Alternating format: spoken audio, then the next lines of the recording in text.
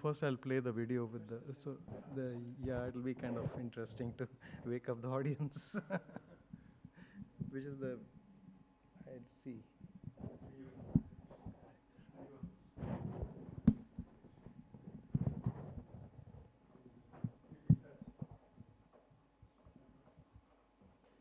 I'll play.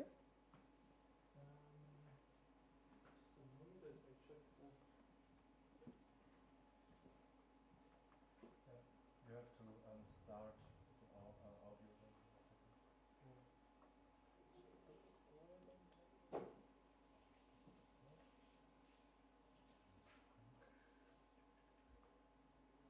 Yes, let's start. Okay.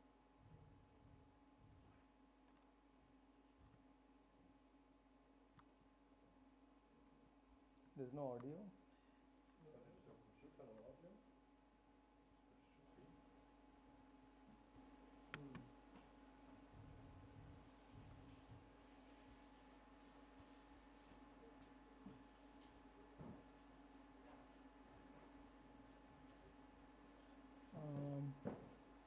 Not sure why it's not, audio is not playing.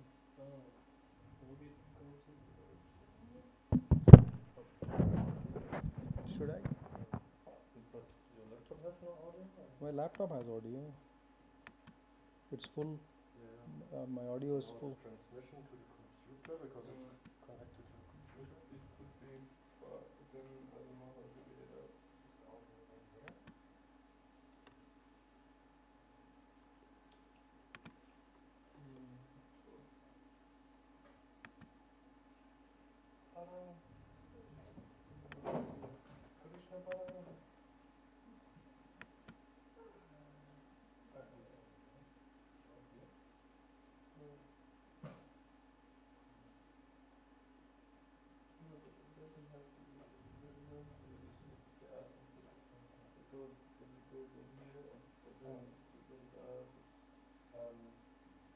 Can you just start a video?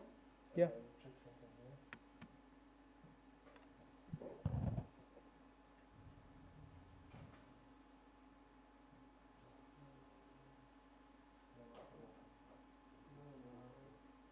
Maybe it's some settings here. Yeah, right. I don't know. Oh,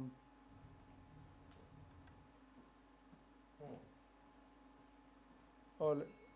If you pull that out, then the video's maybe not there. We have it on YouTube. Yes. Yeah, you can. I can give you the URL. You can play from. I can send you the URL.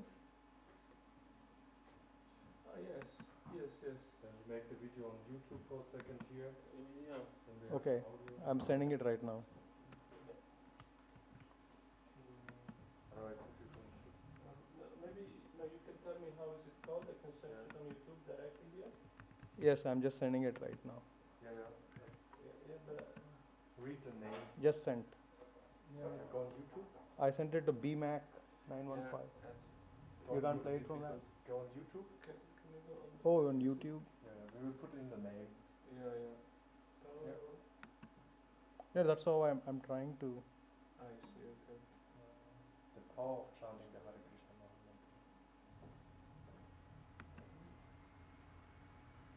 Where is that? In America?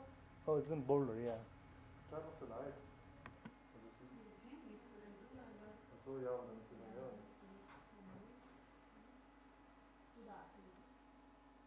It's not.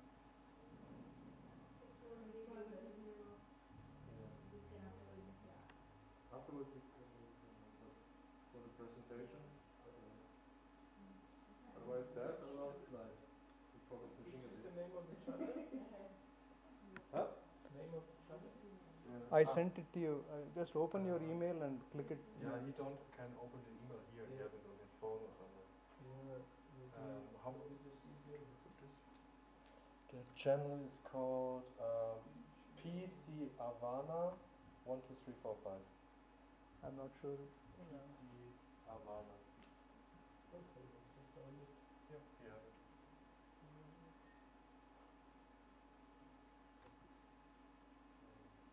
You have the microphone? Yeah, that's playing. Okay. Western. Now where we Okay, so let's sync it. Yes. Wait a sec. Where's the microphone? Okay. Maybe you have to cheat a little bit. Maybe the Gopinath Prabhu, a physician here in Boulder, Colorado, and board certified. It just came and You can tell me when you like to start, it and was we working. can. It was just working and stopped. Yeah, he have the audio inside into the laptop. You start a video and go. I started it. I Don't started go it. to the beginning. Okay. Okay. Ready? Start. Yes.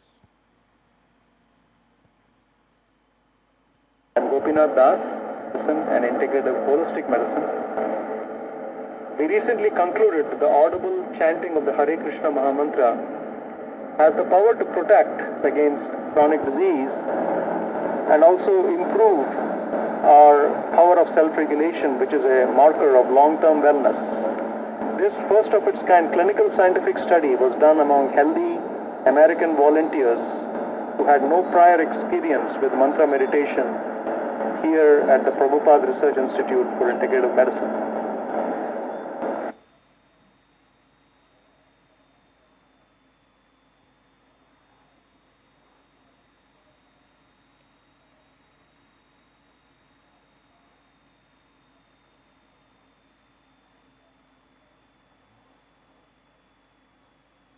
What was this research study all about? Can you explain in layman's terms? Of course. So I had the opportunity to partake in a research study that was exploring how mantra meditation affects the body physically. And so this was sort of a way to merge the scientific with the spiritual. And what were the procedures which were followed to measure? Yes. And what was measured? For 6 weeks, 30 minutes a day, I spent chanting the Hare Krishna mantra using mala beads to sort of keep me mindful during my practice and to track how long I was doing it for. And then every few weeks, I would check in, and my heart rate variance, HRV, would be monitored, which is, as I understand it, pretty much the time between heartbeats. Thank you. Thank you so much.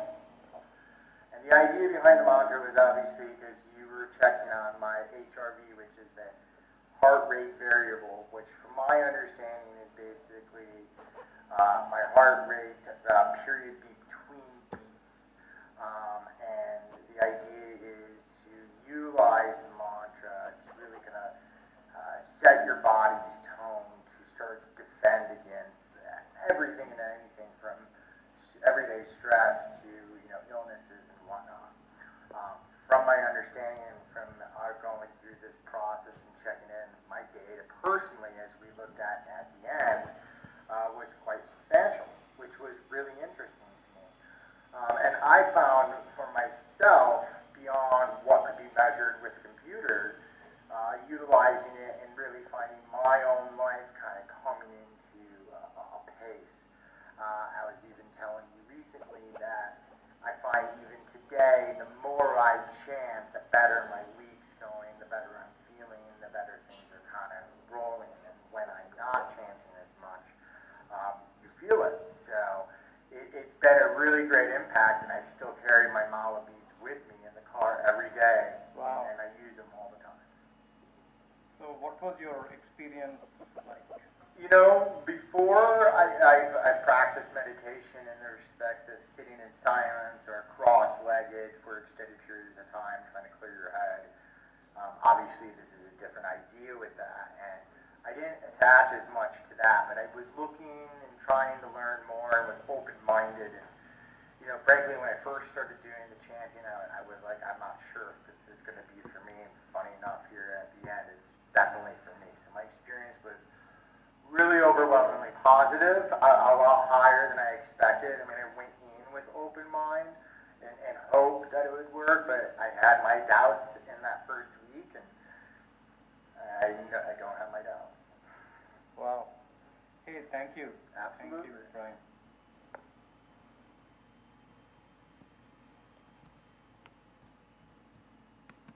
It was not perfect, I'm sorry, but audio was somewhat imperfect, so it's fine. So we'll try to. Yes. I will post it also on the channel, so it's available for you. Yeah, this is actually a good way to introduce our research, I thought.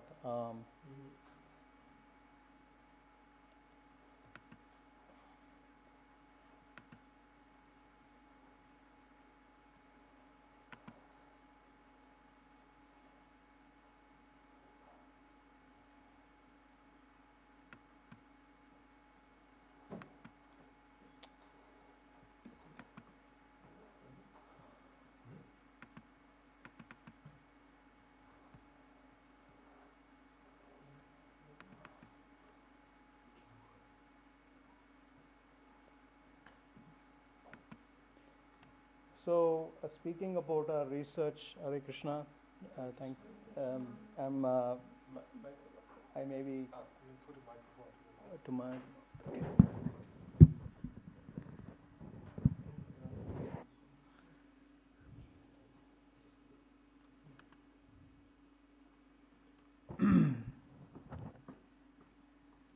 Namam Vishnupadaya Krishna Prishthaya Bhutale Shrimate Bhakti Vedanta Swamiti Namni Namaste Saraswati Devi Gaurvani Pracharani Nirvishesh Sunyavadi Paschati Deshtarini Jai Sri Krishna Chaitanya Prabhu Nityananda Sri Advaita Gadadhar Srivasni Gaur Bhakta Vrinda Hare Krishna Krishna Krishna Hare Hare Hare Rama Rama Rama Hare Hare. So I just wanted to, if somebody is interested in the scientific aspect of Krishna consciousness, and this talk may be interesting, I thought. So basically, our research, it's actually looking at the central practice of repetition of divine names as taught in our Gaudiya Vaishnava tradition. And chanting can be divided into three phases. Chanting, it can be mechanical. I'll come to the slides later. So, but I thought I should just give the talk first, and then I can show I can go through the slides very quickly. And if you have any, you can always stop me and I can take questions anytime.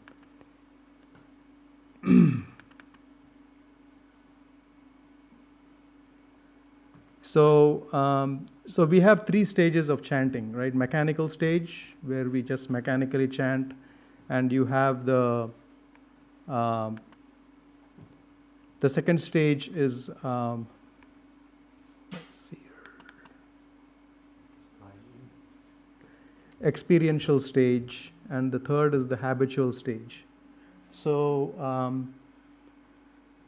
so basically, let me just, I don't know why the slides are not coming here. My script is coming here.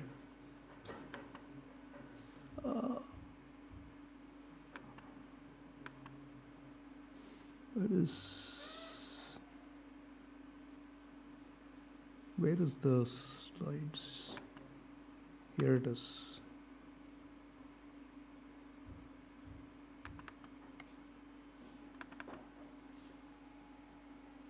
Okay, here we go.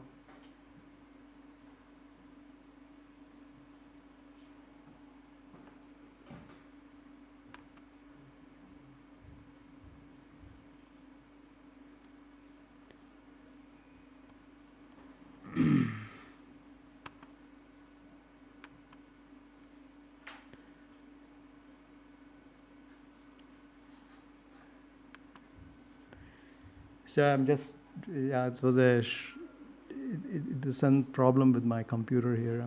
I'm sorry for this. Was the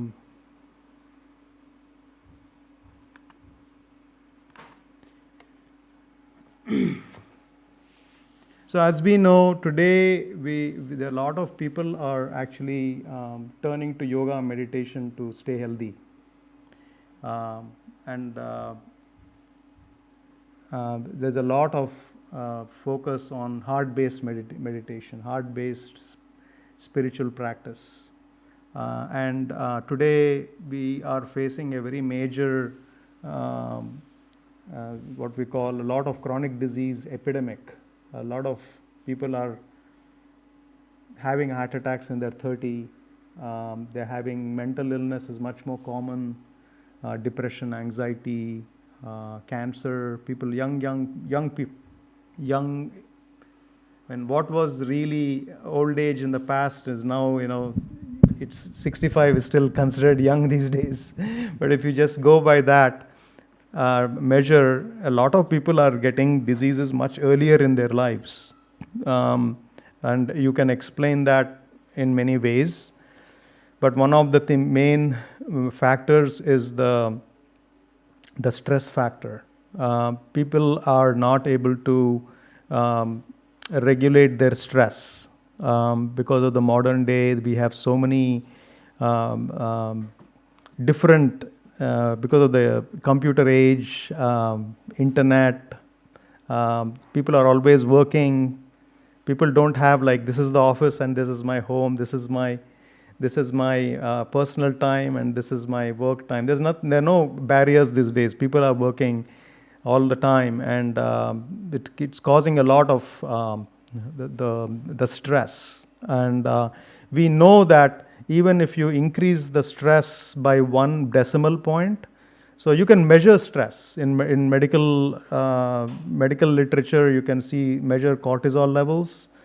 Cortisol is a stress hormone, and if you actually increase it by 0.1, even by 0.1, it's very sensitive. Over 10-15 years, that just a tiny bit of increase of the stress to cortisol can have very devastating effects on the body. So if you understand Krishna, what Lord Krishna is saying in the Bhagavad Gita, Krishna is talking about in the 6:17, the chapter is on Hatha Yoga. In 17th verse, 6th chapter, Krishna is talking about controlling stress. He says, Yuktahara viharasya yukta chestasu karmasu swapna bodhasya swapna. I'm just missing the last line. Do you know that verse? So Krishna is saying a person who is very balanced in eating, sleeping, recreation, and work, for that person, the material anxieties they don't affect them that much. So although we have to grow old, we get diseased and we die eventually, you don't have to be like a ill person dealing with medicines and doctors all your life. You can gracefully age. So Krishna is offering a solution to these 4 things are going to happen to us. What we may think that we'll never get old, but we will get old. But that old age, we can actually use it. We can actually we can receive it very gracefully. We don't have to become crippled at age 45 or 60 and spend all your life in the hospital. So the secret Krishna is giving is we need to understand the art of regulation of stress. So the chanting meditation which Srila Prabhupada has given us is actually it is a portal to a calmer mind. So if you have if you just look at the diseases, this is a slide I like to show in all my talks. I just forgot to introduce myself. I'm sorry. Because of this. So I'm a physician from US. I'm an oncologist. I'm a cancer specialist, and I have my own non-profit research institute, Prabhupada Research Institute for Integrative Medicine. So our institute is, we actually are investigating the mechanisms of sound and mantra-based meditation. So amidst my busy clinical practice, this is what I love to do. So That's, I want to be as brief as that, but we can talk. If you have any questions, we can talk later. So about 30 years ago, the WHO declared a state of crisis, because there is so much, as I said, chronic incurable conditions like stroke, cancer, heart attack. There was some reason despite all kinds of advances, we are seeing a lot of these things, and a lot of people are committing suicide and because of anxiety. A lot of, especially students, everywhere across the world, because of they don't know how to cope with the stress. If you just see the kind of damage it has done to our society, it's many times what world wars have done. People, if you just see the incidents, many people have died just by suicides, and young people getting heart attacks and cancers, more than putting all the world wars put together. COVID has killed, COVID, for example, has killed more people than World War II did. If you see the number of people who died, so a lot of diseases are interconnected. That's what I'm trying to, and I'm not able to. I thought it's here, right?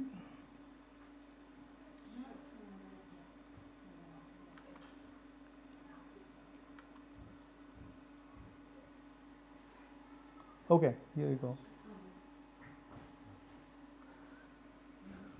So 70% of today's diseases are our habits, how we manage stress. Only 30% of these diseases we get are actually genetics. So Krishna is mentioning in the 6th chapter, 17th verse, as I mentioned, it's in your hands. Krishna is giving us the empowerment. You actually can determine to a great extent how your body ages. It's not automatic. Everything is a conscious choice. When you say Krishna consciousness, the opposite of Krishna consciousness is unconsciousness. So people who are getting these chronic diseases are making unconscious choices, starting from the time we get up and what kind of food we choose to eat, and how much, when to say stop, I need to stop working. Okay, people don't have any kind of barriers these days. They keep on working and work themselves to death. Well, I thought Europe was much better than America, but I've been to Europe a few times. But Europe also, people are always working here. Harder than like 20 years ago. This is kind of changing. What really determines health or disease? It is because this is a very important thing to understand. For example, if you see tobacco smoking ultimately leads to cancers of the lung, or also different types of cancers. If you see an unhealthy diet, smoking, like no exercise and alcohol use, they all have interconnected associations. So all of them boils down to what a person chooses to chooses his life to be. So people who follow a spiritual path, they live on an average. People who have a spiritual path, doesn't matter which denomination, they live 7 years longer than people who don't have a spiritual path. This is actually published, and it's a medical literature. So why this is happening is because the people who don't have a spiritual path have no way to regulate their stress. And the stress is, on an average, much higher in people who don't have a spiritual path than people who have a spiritual path. So they also have the people with spiritual on a spiritual path have lower incidence of major diseases. So all these references, they are in medical journals. This is not I'm not making it up. Because we are spiritualists, this is actually published literature. This is published in medical journals. So, I'll just, there are this particular, yes, okay, I'll stop here for just a little bit.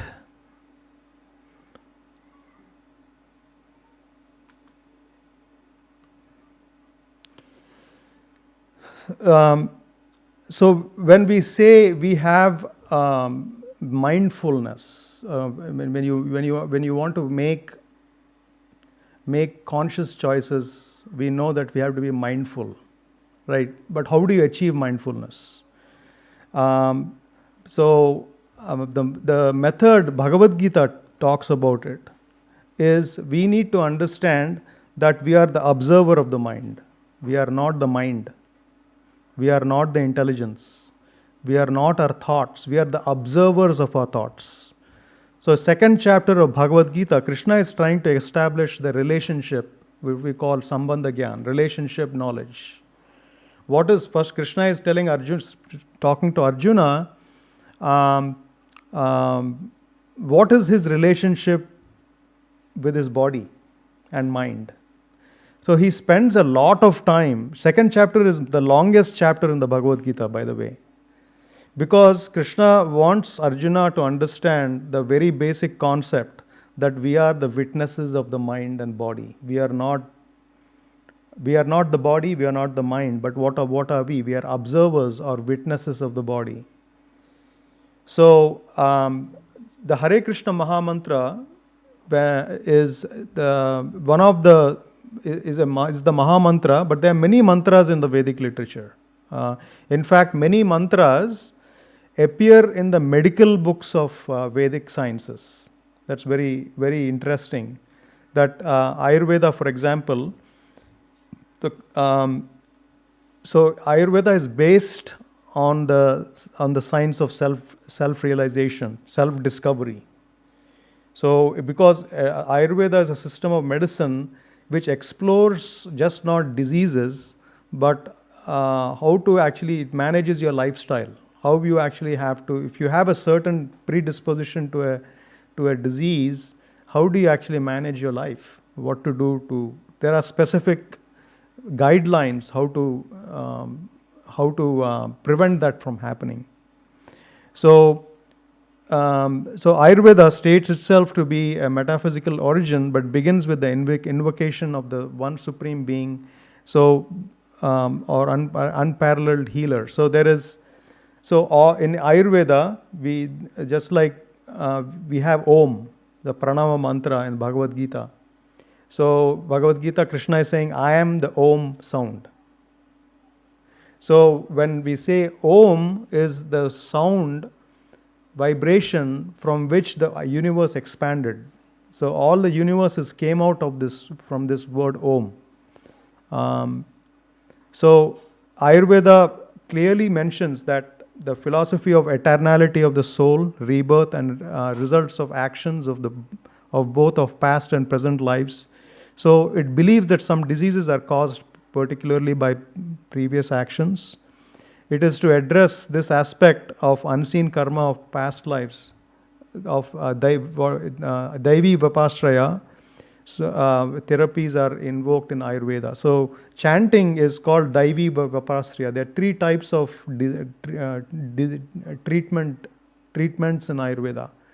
The first type is treatment with substances like medicines.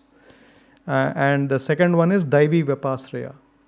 Daivi Vipashraya is the discipline of treatment where you protect your mind from becoming unregulated.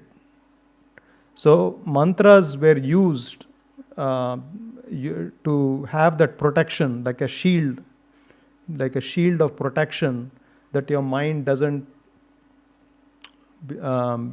go crazy and make whimsical choices.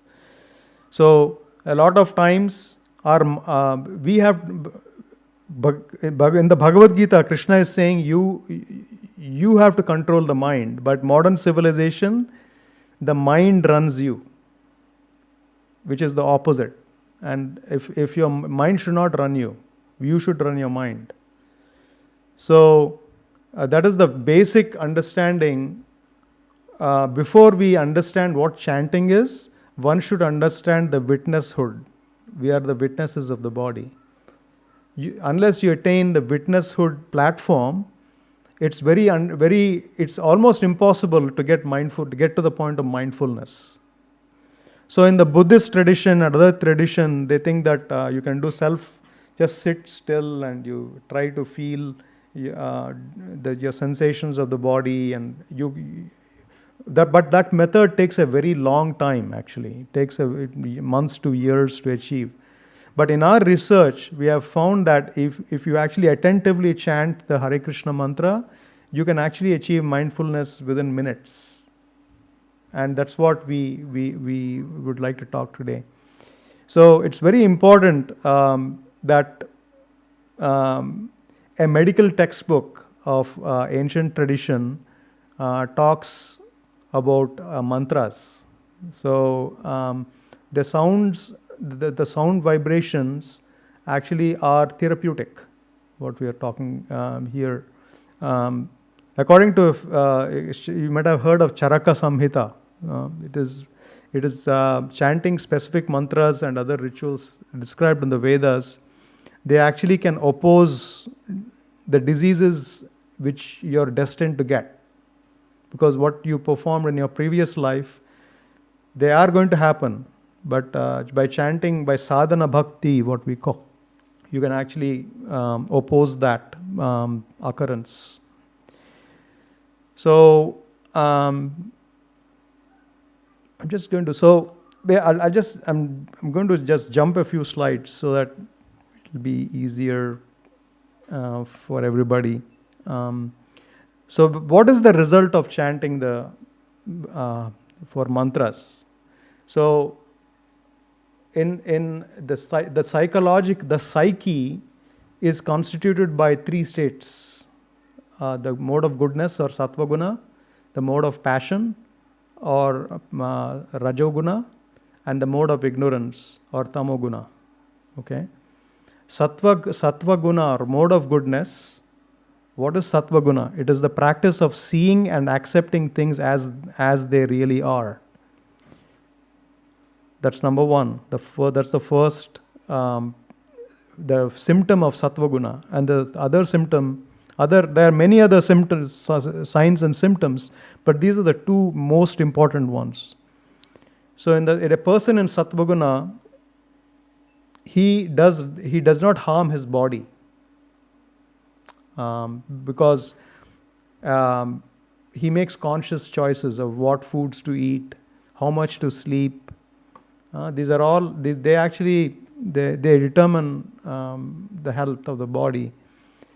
For example, smoking, as we pointed out earlier, people smoke, but they know that the lungs are going to completely get toast. Pretty much, if a person starts smoking in about 10 years, you can see how the lungs become black but still they smoke. And that's a very unconscious, that's an example of unconscious choice. We know another example is red meat consumption, like the beef and pork which people eat. We know that they cause cancers. There's plenty of literature. As a cancer specialist, I can give you so many references which says that there is a very high incidence of digestive system cancers by eating the cow. But still people eat, they don't. It's better to just, if somebody wants to eat the flesh of animal, you can go to other sources of meat, but not the cow, because We know these these type of meats, they cause some kind of a chemical reaction in the body, but people keep eating because they like to do it. That's also an example of an unconscious choice. What makes a person unconscious is lack of sattva guna. If you don't have sattva guna, you start making unconscious choices. Also, anger management, people who get angry very fast, that is also a lack of mode of goodness.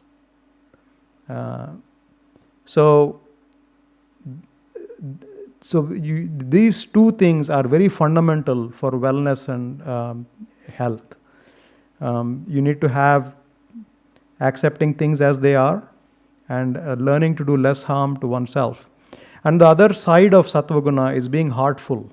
The chanting process, it actually it leans on the heart. We have to chant from the heart. Whatever you perform, it has to be coming from your heart. So that is something very central to the practice of chanting Hare Krishna. So cultivating a larger self, like seeing everybody as part of your family, rather than you stop seeing people, they're different than me. You should treat people as if you treat how you treat yourself. So coming to the introduction of mantra. So mantra means that which delivers upon repeated utterance. So here I earlier explained that there are 3 stages of Hare Krishna mantra practice: mechanical, experiential, and habitual. So in our research, we actually just simply explored the mechanical aspects of chanting. We didn't even go into the later stages. And as I showed you the video, the 2 participants who were interviewed, there were more participants than that, but just 2 participants who did not know anything about the philosophy of Krishna consciousness. Just by mechanical repetition, they had an experience of peace and relaxation. So just the beginning stages, and they chanted just for 4 weeks, half an hour every day, and we could see the changes in the heart rhythm. I'll show the. So this is the article I published. Our group published in 2018. It's a medical journal. So this is a peer-reviewed American journal. So where I'll just go over what we found in this article. So we saw that. What we measured is what we call as heart rate variability. Means when your heart is beating, the time period between 2 beats is it's not the same. So you may say my heart rate is say 65 beats per minute. If you're an athlete, your heart rate may be lower in the 50s. But if an ordinary average person, the heart rate is like 70 beats per minute. But we are not talking about the heart rate. We are talking about the variability between heartbeats. So the more variable that time period is, the more relaxed you are. It goes and it expands and contracts. A healthy person, that the gap between 2 heartbeats is never constant. So the hypothesis of the study was sattva guna, mode of goodness, it translates to that heart rate variability. That's why we measured heart rate variability. So we used a sensor which clips onto the ear, and that sensor actually is, and the participants would get that heart rate variability measured before meditation for 5 minutes, and then they would do half an hour of chanting. After they chanting is done, we give a 5-minute gap and again measure it.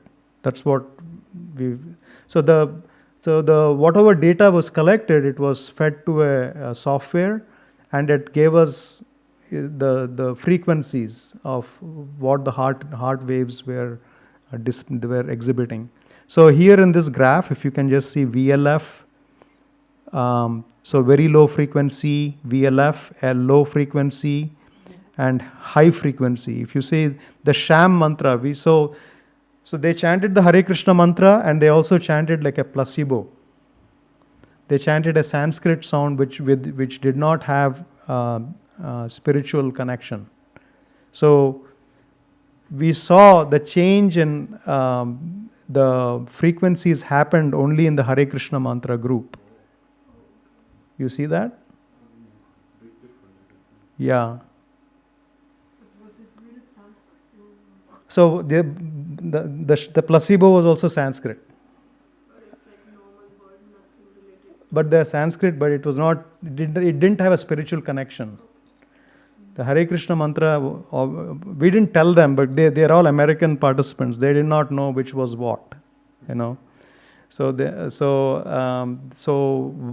the one group chanted for 4 weeks, half an hour. They chanted the placebo every day, okay. And the other group chanted Hare Krishna mantra for half an hour every day, okay. And then we were measuring the HRV every week. We got like how many time points? We got 5 time points for each participant, and we did the statistical analysis on that. So if you see the in Hare Krishna mantra group, it was the VLF was much higher than the placebo group. So, talking about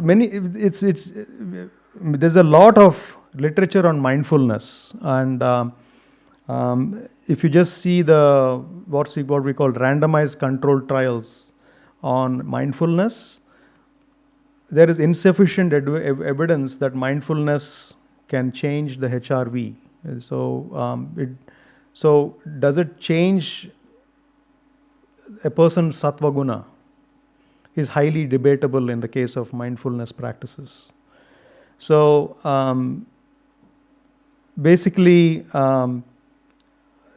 this is very distinct. How the practice of chanting is distinct than the mindfulness practice.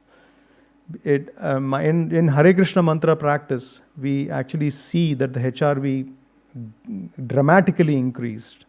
And the same thing is not observed in the other group, the mindfulness group. So then this is SSRQs is a measure of self-regulation. So what is self-regulation? Self-regulation is if I make a goal, I know what things I need. Suppose I want to sleep at a certain time. I want to sleep by 9:30, and I sleep at 10 o'clock. That's not a good self-regulatory capacity. Or if I want to get up at a certain time, I get up like 1 hour later. I keep my alarm at 6 a.m., but I get up at 7 a.m. That is not good self-regulation. Okay, so self-regulation, we in our research, we measured the self-regulation also in these participants who chanted the Hare Krishna mantra. They could really achieve their goals much easier than people who did not perform the practice. So suppose you wanted to get up in the morning and exercise or do spiritual practice. You need to have that. You need to have the willpower to accomplish the goal. A lot of people don't.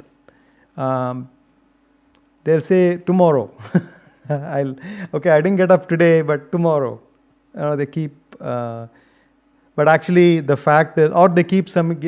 Have you noticed like you keep an alarm, and then you sleep late, and then when the alarm goes off, I slept late. I'll just half an hour, So that means your self-regulation is not the greatest. Persons who chant the Hare Krishna mantra, we saw that these people, they are much higher self-regulatory capacity than people who don't practice the Hare Krishna mantra. So these are the brain waves. We also measured the brain processing. Actually, we after 4 weeks of chanting, the people who chanted the Hare Krishna Maha Mantra actually had much higher, better brain processing capacity than people who did not actually chant the Hare Krishna mantra. So this particular graph is in a cancer patient. Okay, this patient is a young brain cancer patient. So this patient actually, as you can see, after 6 weeks of chanting, her fatigue, she was undergoing cancer treatment, and her fatigue was much lower after 6 weeks of chanting the Hare Krishna mantra. Also, this trial is not complete, but hopefully we'll publish it in a few months. But as you can see, all the graph, if you just see where she started at week 1, if you see the orange line after 6 weeks is much lower than when it started. Or if you just see the red line, where the red line is above a 6, and after 6 weeks it's a 4. And all parameters have decreased after 6 weeks of chanting in cancer patients. So even if somebody has cancer, chanting can be of great help to. So in ancient India, their mantras were used they were used more often than medicine. Nowadays we have become used to taking a pill. A lot of mental diseases were treated by mantras for thousands of years. And we know that the compliance of taking pill for depression or anxiety is fraught with many challenges. People have side effects. We have a lot of another reason is when you stop taking a medication, it will rebound. If your depression was at 3 and it came down to 1 with medication, after you stop, it will go up to a 5. But if you just see in the case of, this is another study which our institute published.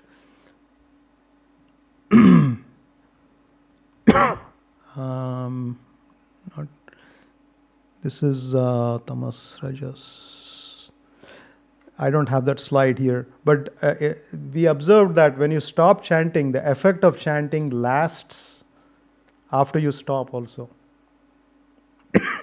That is because your basic sattva guna, if you see this particular graph, the blue is people chanted Hare Krishna mantra half an hour daily for 4 weeks, and after 4 weeks the sattva guna measures increased, and it was statistically significant.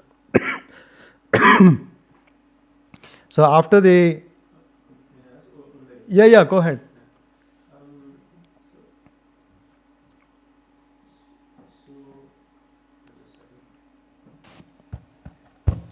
So I guess you meant prolonged kind of get exposure to mantra meditation. This gives like a longer effect. Correct. So even if you stop, the effect is retained. Mm-hmm. So the mantra is changing the wiring of your brain basically. The medicines don't cause that. Actually, you may come back with a much worse depression and anxiety if you stop taking the antidepressants. So if I start taking an antidepressant, I'm feeling depressed, I go to the doctor and they give me a antidepressant. Mm-hmm. I take it for like some 3 months and I feel good, but you stop it at 3 months, 90% of the time the depression comes back. But it comes back much worse than you started. But in Hare Krishna, in the case of Hare Krishna Mahamantra, even if you stop chanting, a person may get depressed, but his depression is better than what it was.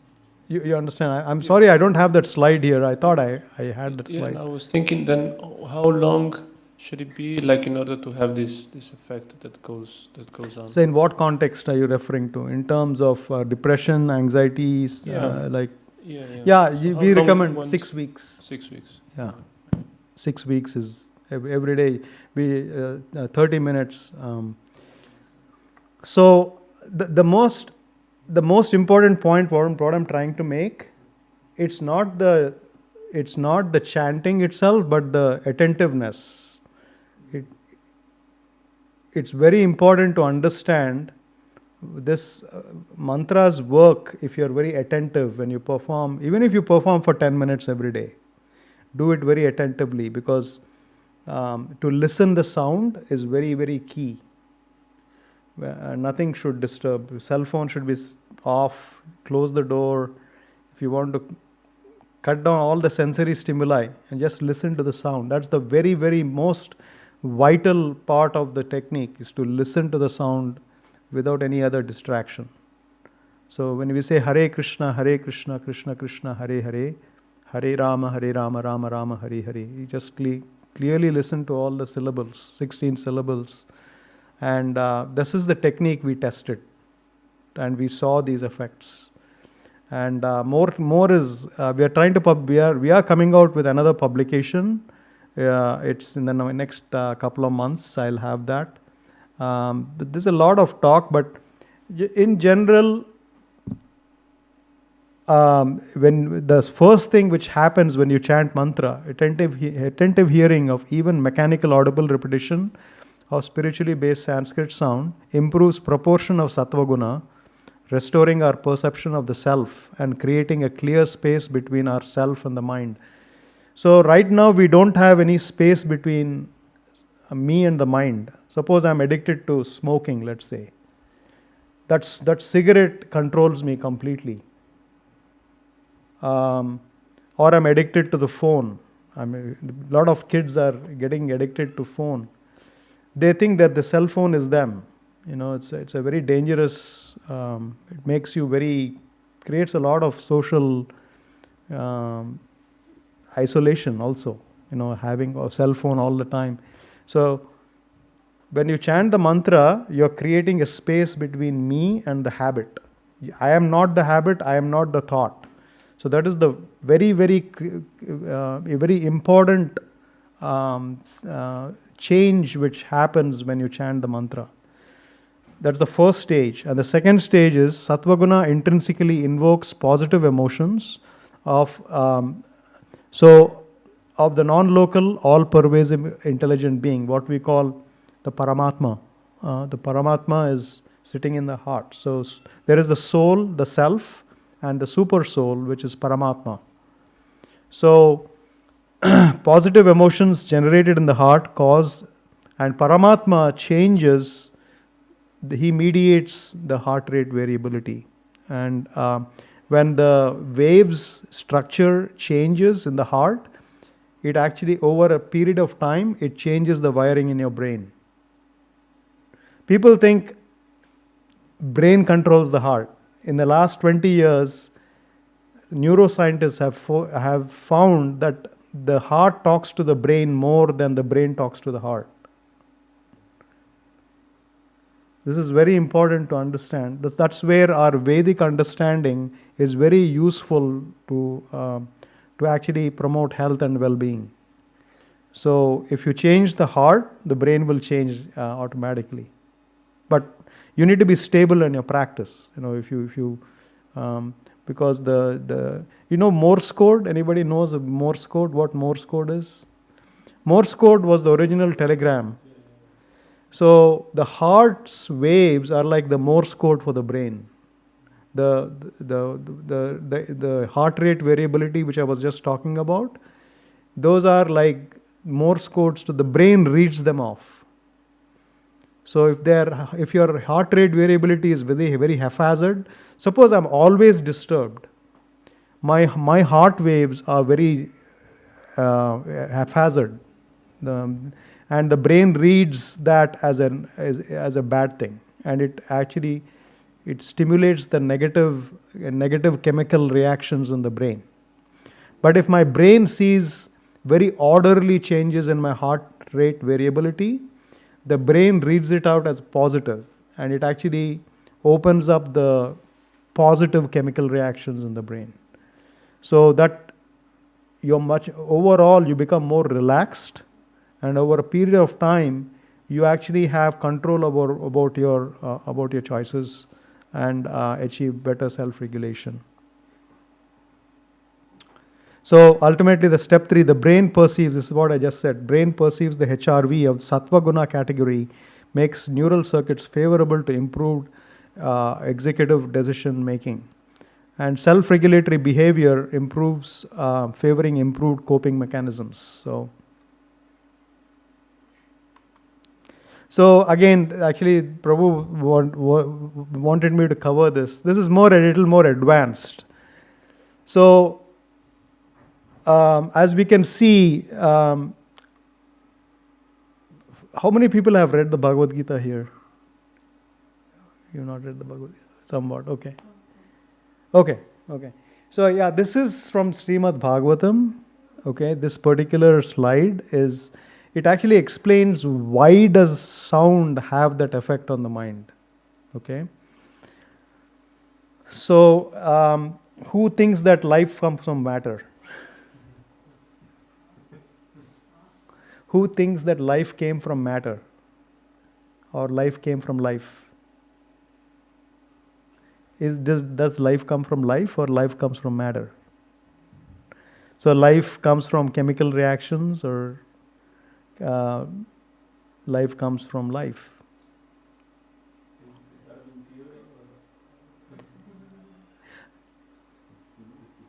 Like some chemicals, and then So electricity goes in, and then it's enough. So yeah, basically the understanding is that if you just think about it, the life comes from life. It's just like if you want to see, if you just see the top of this slide, the Purusha, there's an intelligent being from which everything emanates. Okay, and there is nature on the right side is Prakriti, and the left side is Purusha. Purusha is the person. He's a living force, activates all this. And if you understand Purusha, and then if you go down,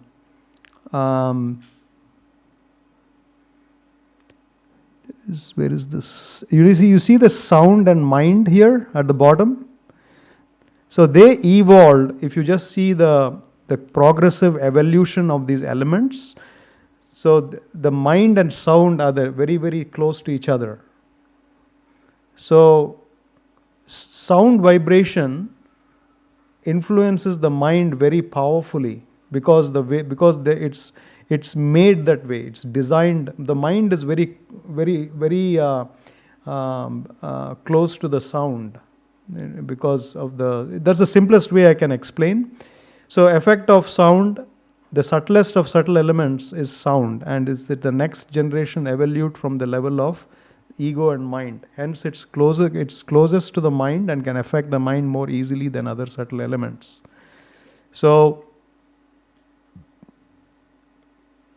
you have other elements, and all these elements, they come down from the Purusha and Prakriti combine, and they form the ego. And from ego, you get three. I mentioned three modes of nature: Sattva, Rajas, and Tamas. And these three different evolutes of Sattva are the sense faculties: your eye, ear, nose, touch, and smell. and then your hands, legs, your rectum, genitals, and your voice. These are the action producing senses, right? So, and the third thing which comes from Sattvaguna is your mind. So our mind is actually in Sattvaguna already. But why does the mind give us problems? Mind always gives us problems, we think, right? But actually if you associate it with Sattvaguna, your mind will become your friend. So what the application of chanting, we are increasing the Sattvaguna. Even if your mind is not controlled, you are increasing the Sattvaguna. If your Sattvaguna is increased, the mind, it has a magnetic attraction towards Sattvaguna. So if your mind, and by regular practice of keeping the mind in Sattvaguna, which is its original state, in due course of time you start seeing your self-regulation capacity, your willpower, everything actually improves. On the other hand, if you have Rajas, mode of passion, mode of ignorance, by the way, if you just go back the slides, these are the slides I measured. We measured Hare Krishna Mahamantra, the Sattvaguna increased, and when people stopped chanting, it did not go back to the baseline. It came back halfway and stopped. So even if you don't chant after a while, you'll have a better Sattvaguna for the rest of your life. If you just see the other mode of the Rajas, people who chanted a placebo mantra, alternate mantra, for them the Rajas actually didn't do there's no statistical difference between before and after. And similarly, the control group also did not have any. So Sattvaguna increased, and Rajoguna in Rajas actually it remained this. If you just see the Mahamantra group, the Rajas actually decreased after 4 weeks. And after they stopped chanting, it went up again. Okay. So if the people who chanted placebo, in the placebo group, it did cause the Rajoguna to decrease. Okay. But this group, what happened is that they actually had, if you have people who are in, Krishna talks about it in the Bhagavad Gita, these three modes of nature are competing with each other. If somebody starts off with a high level of tamoguna, ignorance, if I do some spiritual practice to increase sattvaguna, my mode of tamas will go down, but my mode of passion will go up. That's what is happening in this slide. This is actually a little unexpected, but you understand, you're getting it? So when you start off with, so tamas is the mode of sleep and ignorance. People are lazy, okay? It's like a person who's lazy, he tends to become more awake and he wants to get up and do something. Isn't it an improvement? I think it's an improvement. And that's, Krishna is talking these things. Krishna is giving us very, practical advice, but we try to overlook these scientific aspects of the Bhagavad Gita. So in the case of tamas, for you, people who chanted the Mahamantra, tamas actually went down so much. You see this? The tamas, when the mode of ignorance was at 50, at 4 weeks, it came down to 40. And after they stopped chanting, it didn't go back to 50. It went up to like 45. And it was statistically significant. P less than 0.01. P value is probability. You might have heard of the statistical variable. So if you just see the alternate mantra, it was not the ignorance mode of tamas did decrease, but it was not statistically significant. So, and in the control group, there was no change before or after. So, I'm not going to talk about this. This is too much. I think it's all quantum physics and other. I don't want to talk too much. So, ultimately, mantras are actually called so because of their protective effect on the mind. Keeping aside the religious texts, religious context of chanting, even medical texts in Vedic sciences, they talk about mantras as a treatment, and it's not imagination.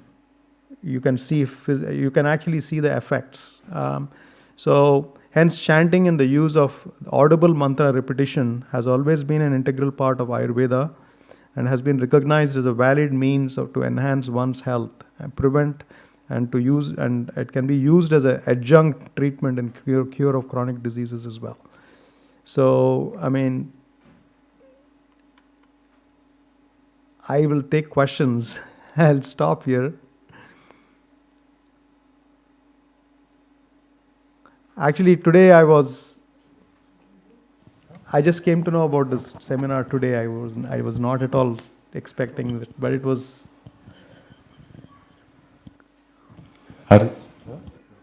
Hare Krishna. Okay. I'm just a little confused how you can measure Tama, Rajas, or Sattva Gun. So we have I'll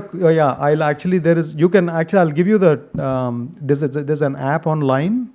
There are 56 questions. It's based on Srimad-Bhagavatam. There's a devotee who's a PhD psychologist. He devised that scale. It's a 56 question survey. You just mark them. There's no right or wrong answer. You're personal. So it asks you open-ended questions. I can give you if you have a WhatsApp, I can send it. You can just link on you can click the link and it will take you to that, and you fill out the questionnaire and it will give out your scores. How much sattva, how much rajas, and how much tamas you have. Suppose you want to chant, say, more rounds from tomorrow. Okay? You can do an experiment yourself. You take the test tonight, and suppose you are chanting 4 rounds. Tomorrow you want to chant for 1 month, you chant 8 rounds. And then you take the test again in 4 weeks and see what happens. That's how we measured this. We got the scores according to that. Yes. So you know Dheeragovinda Prabhu, right? Yes, of course. So how do you know him? I read this book, Relationships. That work. Okay, yeah. okay. Yeah, beautiful. We had sessions in our community in Radhadesh in Belgium. Oh, wow, okay, nice. So yeah, I was wondering if it was him. Yeah, Dheeragovinda Prabhu is a great friend of mine, and he's my mentor. And he's on our website. This is our website, prime.org. And this is David Wolf. He's the... we are based both in US and India, and I was wondering if you have any kind of interest in these studies like these.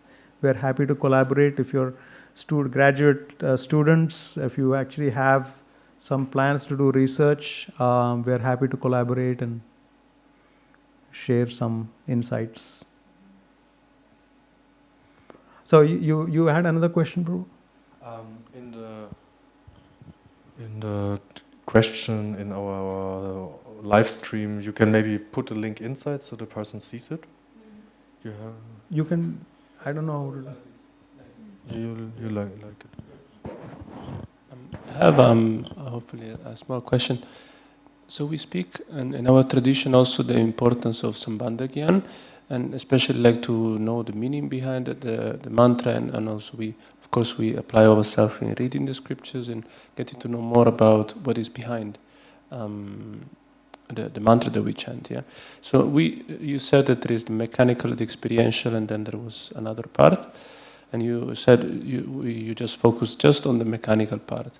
So I'm wondering, okay, how does it change when one has some more, and also you spoke about the heart part, also to chant it from the heart, and then one needs the connection also with it. So how does it change then when there is also some knowledge behind? Okay, so actually, strictly speaking, we did give our participants some understanding of the basics of attentive chanting. We told our participants that to see themselves as not the doers of chanting, but as observers or witnesses of the sound vibration. So how we did that? We simply asked them to put their hand on their chest, and when they chanted audibly, they feel the vibration of the chest on the chest wall. So that actually completely stops them from accessing the sound vibration through the mind. The mantra should not be accessed through the mind. You should actually allow the sound to do its job. In our philosophical system, the sound of the names of God is not different than God. So this is what we did. Actually, this is in the Patanjali Sutras. This has been mentioned. This particular way of diverting the attention from the mind is that any mantra should be chanted in a way that it produces the sound vibration on your chest. So all the participants actually applied the technique. So in that way, we gave them a very simpler way of understanding that they are the witness. They are not the doer. That is the easiest way to overcome the mind's tricks. The mind always gives some tricks to take us away from chanting. So not straight to be. So if you say a person has more advanced, it will be much better, of course, because you deepen your understanding about yourself. You have a very much more deeper way of accessing to yourself. So the quality of chanting is bound to improve. So even if it's like halfway there, we are seeing the effects on material instruments. We are seeing the heart rate variability is changing. We are seeing the brain waves have changed. I didn't show that particular slide. There are many more slides I want to show, but I couldn't because of the time and different reasons. But we saw a big change in the way the brain responds after just 4 weeks. So we want to do a study on people who do like 64 rounds.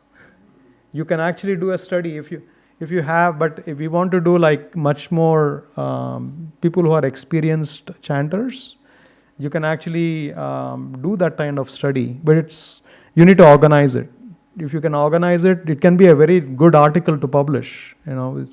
Because if you just see the articles on mindfulness, what the Buddhist tradition have done, they have done meditation techniques on like beginners. They have also done what meditation, whatever they call Zen meditation or mindfulness meditation. They also saw it in experienced practitioners. We did not do it. All our research has not been done on experienced practitioners. All the studies we have done so far for the last 10 years have been on beginners. So if you're interested, I'm glad to help you.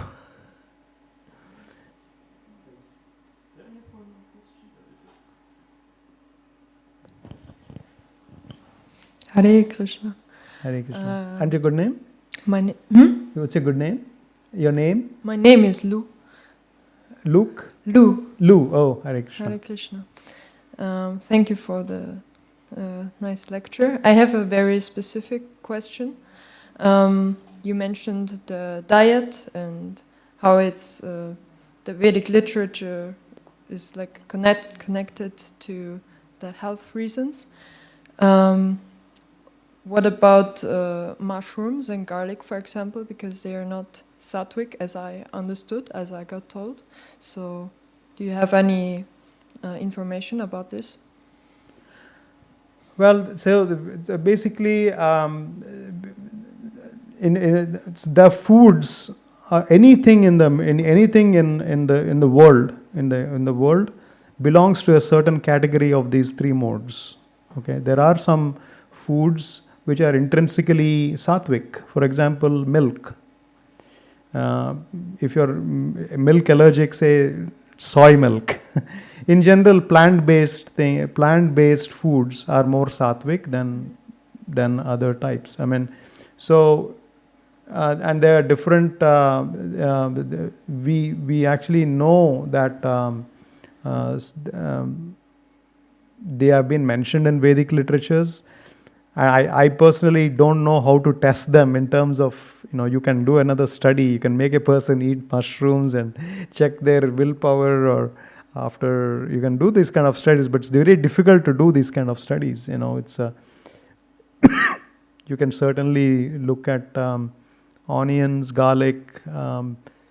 My experience has been, it really makes it hard to focus. If you eat, if you have some medical reason, sure, you can have it. But in general, if you have a diet which is more rajasic and tamasic, it becomes very hard to focus. That's been my experience. But if somebody may have some medical reason to eat something. That's if your doctor thinks that it helps you, okay, fine. But in general, that's my understanding. So the sattvic diet makes it easier to focus on the mantra meditation. Correct. Yourself. That's what we showed, right? The self-regulation capacity increased to a great extent. So it's a combination of things. In Krishna consciousness, we have A, B, C, D, right? A is association. Just like we have sattvic food, there are sattvic people. Associate with sattvic people, you become more sattvic. And then reading spiritual literature is more sattvic than reading another mundane literature. And C is chanting, and D is diet.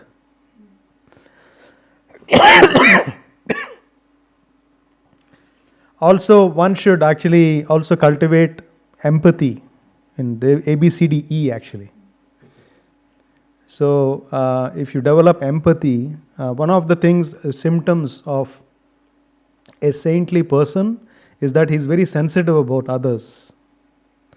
So, if you see Prahlad Maharaj, who's our inspiration, who's a great devotee of Lord Narasimhadev, the hallmark of his was empathy. He was very empathetic. He was highly self-realized. He was very kind to even the people who were harming him. So that takes a lot of spiritual growth to have that. So if you have A, B, C, D, E, you can actually achieve anything you like.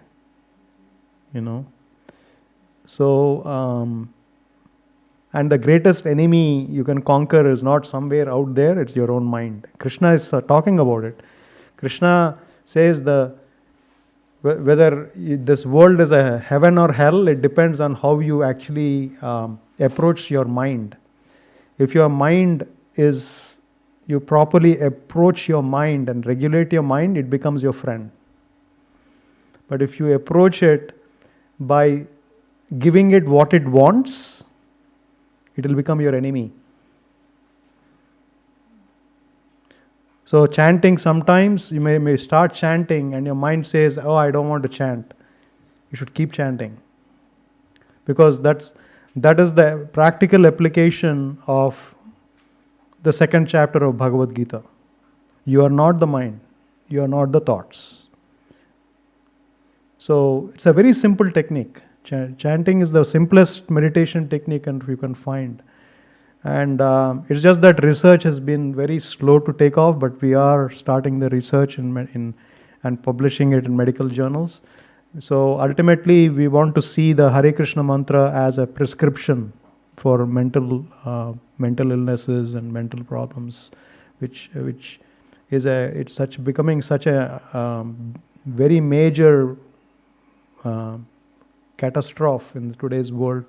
Despite all kinds of advancement, we are not able to contain this depression, anxiety, stress. It's causing so many deaths, and also unhappy world, because people. So it's just something like, I didn't cover that. There are many things I did not cover. But I'll tell you a simple analogy. Suppose you have your car.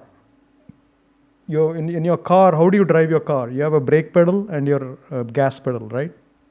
To go faster, you press on your gas pedal or your brake pedal? Gas pedal. You put on the accelerator, right? So we function only on the gas pedal mode all the time. We have to do this, and this. We have to just get this done. But we have forgotten how to slow down. If you drive your car only using your gas pedal, just imagine what's going to happen to your car. It'll be probably destroyed in just a few weeks. So human civilization has not forgotten the art of connecting to the self. They don't know how to slow down, when to slow down. So this chanting process, it teaches you that. You'll get back that unused faculty of control, and you can enjoy your life much more than without it. So we invite people to investigate this, apply this chanting in your life, and see the results for yourself. And if you are interested in research, we are more than happy to advise in whatever way we can. Hare Krishna. Thank you for the opportunity, Prabhu. Oh, yeah, one more question.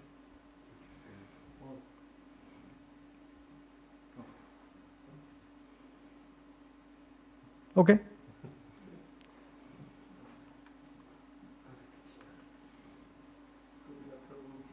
Hare Krishna.